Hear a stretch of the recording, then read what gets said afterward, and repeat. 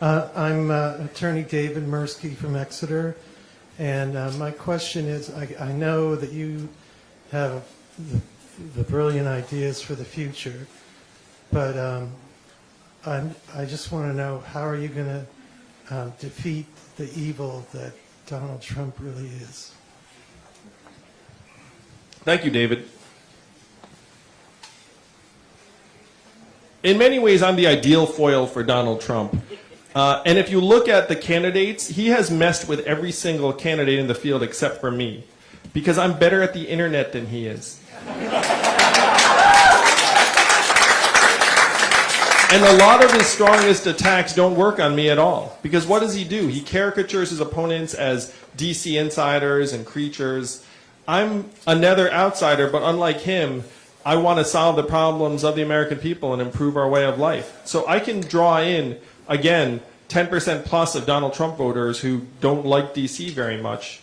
And as a Democratic nominee, all the Democrats are going to be obviously super excited. A survey just came out that said I am among the least disappointing nominees for the Democratic field.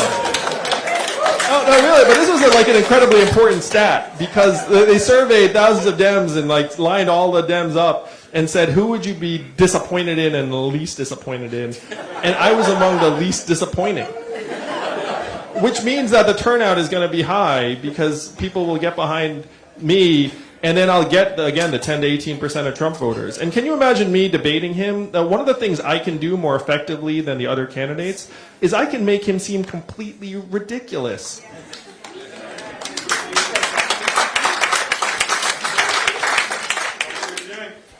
You can all make this happen. You must make this happen. Because in the context of this economic transformation, we're all in a race that more and more of us are going to lose. Right now, we're confusing economic value and human value in this country, where we say whatever the market says we're valued is correct. And I'm here to say that that is 100% wrong. And the example I will use is very close to home. My wife, Evelyn, right now is at home with our two boys, one of whom is autistic. How much is her work valued at every day? Zero. And we know that's not right. It's not just her work, it's the work of caregivers and nurturers and volunteers and coaches and mentors and artists. To a large extent, journalists, because we're zeroing out journalism in this country. 2,000 local newspapers have closed over the last number of years, and it makes it very hard to have a functioning democracy if you can't get any information about what the heck is going on in your community. The market is zeroing out more and more of the things that we value most in our lives. And that's just going to accelerate. I am friends with some of the leading technologists in our country. And here's what they say to me. They say, I've been to the lab, I have seen artificial intelligence in action, and when it comes out, it is going to be more disruptive than anyone believes. You know how that conversation never goes? I have been to the lab, I have seen artificial intelligence, and everything's going to be fine. That's not the end of that thought. I spoke to 70 CEOs in New York City, and I asked them, how many of you are looking at replacing your back office clerical workers with artificial intelligence and software? Guess how many hands went up out of 70? All 70, that's right. The fact is, you could fire any CEO who did not have his hand up. It was generally guys, too. Because that is the system we have built. We have built a system where everything revolves around capital efficiency, and it is grinding us up. It is tearing us apart. It is turning us against each other. This is what you must reverse. You must disentangle economic value and human value and say that we have worth because we are Americans, we are human beings, and this is still our country. Am I right?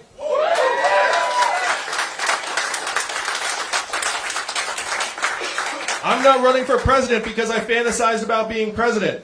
The truth is, I don't like DC.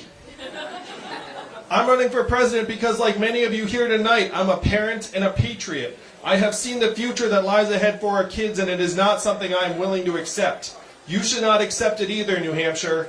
And you are the only people who can change it. You are the only people who can rewrite the rules of the 21st century to work for you, to work for your children.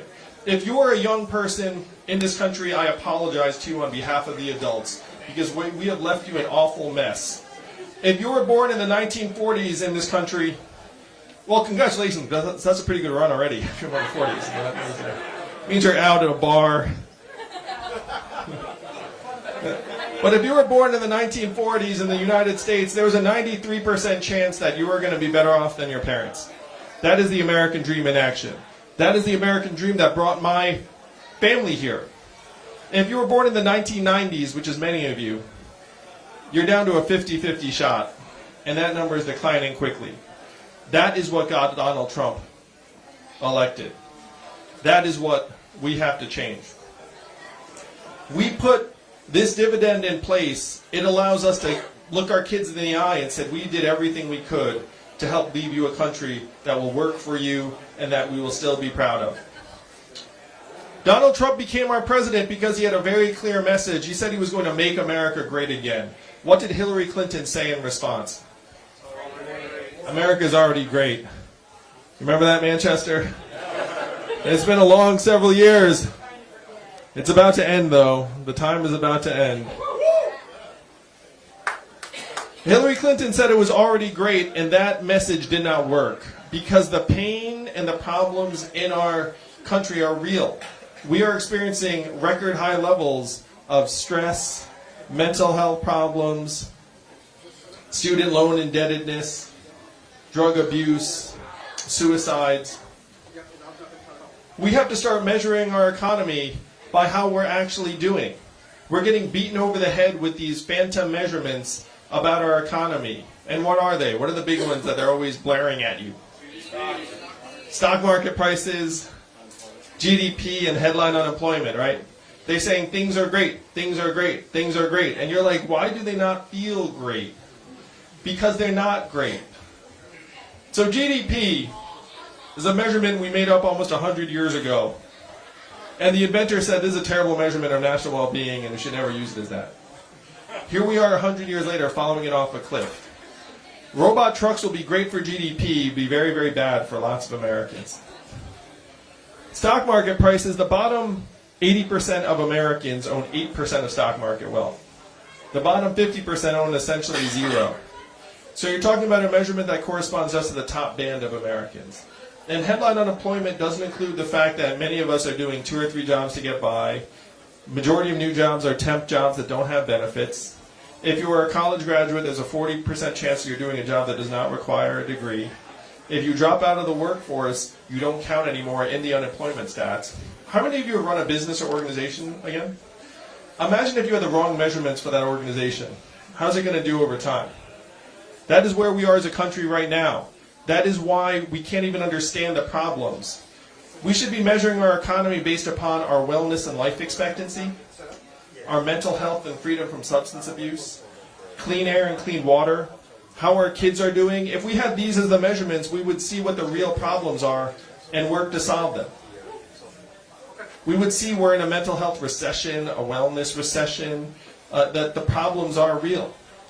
The problems are real, but Donald Trump's solutions were not what we need. What were his solutions? Build a wall, turn the clock back, bring the oil jobs back. New Hampshire, you know we have to do the opposite of these things. We have to turn the clock forward. We have to accelerate our economy and society as quickly as possible to rise to the real challenges of this time. We have to evolve in the way we think about ourselves and our work and our value. And I am the ideal candidate for this job because the opposite of Donald Trump is an Asian man who likes math. Thank you all very much. Thank you. Gang gang, 2020. Gang gang, 2020. Gang gang, 2020. Gang gang. Yang gang 2020. Yang gang 2020. Yang gang 2020. Yang gang. Yeah, yeah. Yang gang 2020. Yang gang 2020. Yang gang 2020. Yang gang. Yeah. I want 1,000 a month, 1,000 a month. I want 1,000 a month, 1,000 a month. Let's get this bread. Freedom dividend. Are all y'all paying attention? Automation gonna sweep the nation unless we get him in. Andrew Yang, 2020 freedom dividend. Yang gang, 2020. Yang gang, 2020. Yang gang, 2020. Yang gang. yeah, yeah. First we get this money, then on 420, he gonna give some high fives to some high guys. Decriminalize marijuana so we can smoke if we wanna. Down with the opioid trend, up with the mental health thing, yeah. Math, yo, it's just math. Yo, it's simple math. Yo, can you do math? Yo, yo. Eliminate super PACs, college stars making stacks, student loan forgiveness plan, cops wearing cameras and climate change is real again. Science rules. Teachers bringing home some bread, Medicare for every citizen.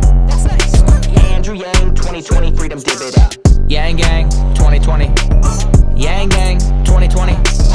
Yang Gang 2020. Yang Gang, yeah, yeah. Yang Gang 2020. Yang Gang 2020. Yang Gang 2020.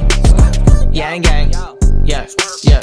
Yo, a vote for anyone else is like negative $1,000 from your pocket every month.